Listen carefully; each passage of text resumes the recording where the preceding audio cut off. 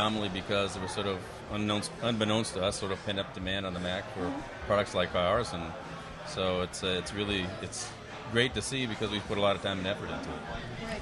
Abel was just saying that they're representing your products here That's in New correct. York, and I know that you've got some installs here. Can you talk about what the New York scene looks like at all? Yeah, I mean, I was with Sharif, who's our man on the street in New York earlier today, and he was basically talking about that. There's Sharif.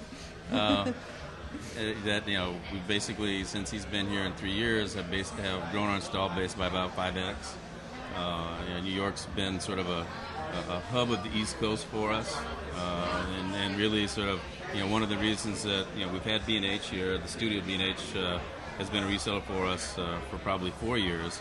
And we added Abel-Cine primarily because of some of the camera support that they're focused on, the Alexa and the Phantom, which are big to us and our customer base. And they also have a broad reach then sort of across the eastern seaboard, outside of just New York, which we see as being a large opportunity market for us as well. That's great. So I know that Broadcast Asia is coming up, and you'll have a presence there. You mean Broadcast India? India, sorry, yeah. Yeah. Thank you. Thank you. So yeah, that's Yeah. true. We will be in. Okay. We just announced putting an organization in India. The India market, obviously, for this market space, is a big opportunity. There's needless to say, there's a lot of media that's done in India.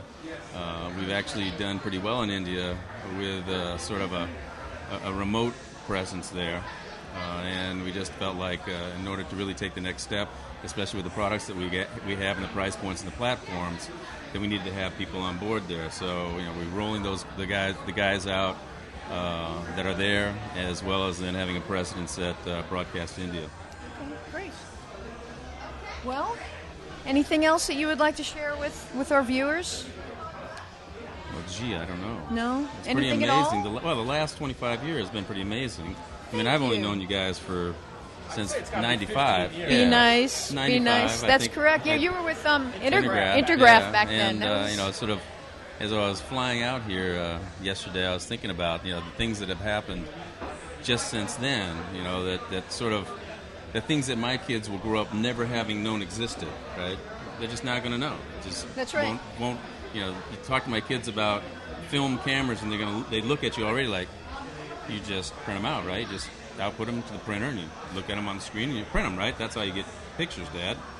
And they really, even though they were born at a time when there were film cameras, they don't know what they are. And the ability that they've got, the tools that they've got available to them, and they're only 10 and 12, is they got their own digital cameras, they got their own little flip cameras. 3D handheld devices we talked about? Not yet, but I mean, I try to keep those from my kids because they in they moderation. have enough things. Exactly, In moderation is the key. But it's sort of amazing to look at. When I started in the digital media stuff with Intergraph in '95, being able to do output D1 uncompressed video was like on a PC was like, oh man, That's right. world rocking, and Yeah. then 2 streams of uncompressed D1, Speedy. and that was not that.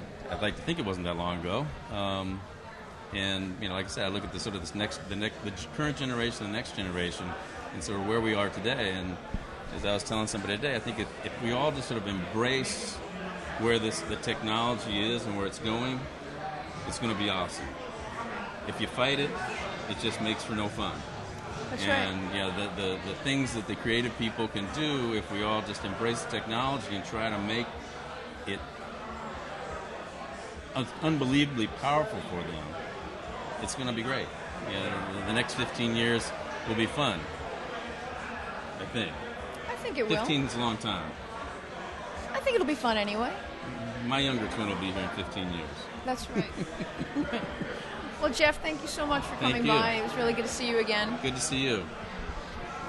Go have fun at the party. Absolutely. Oh, I think we have our next victim. I can't see. Hi. How are you guys doing?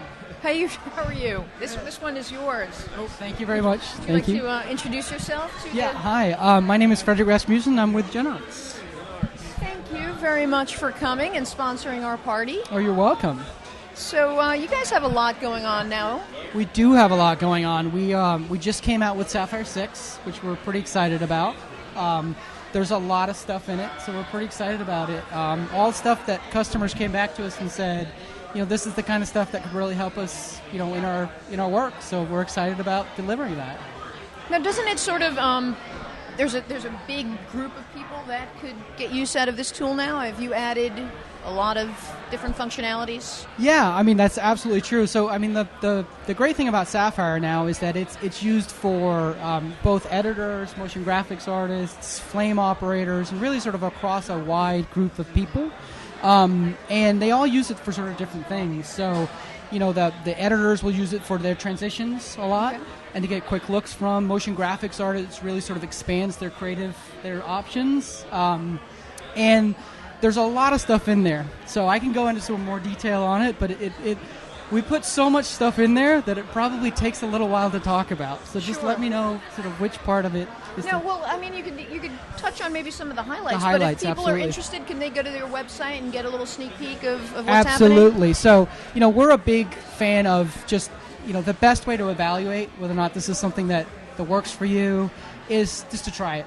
And to try it on a real project, try it in your workflow, and to say, is this something that makes me faster? Is this something that makes me better? Do I get more iterations on it so I get better quality? And so they can go to our website and take a free trial, fully functional free trial, to really put it in your workflow and see if it's something that works for you.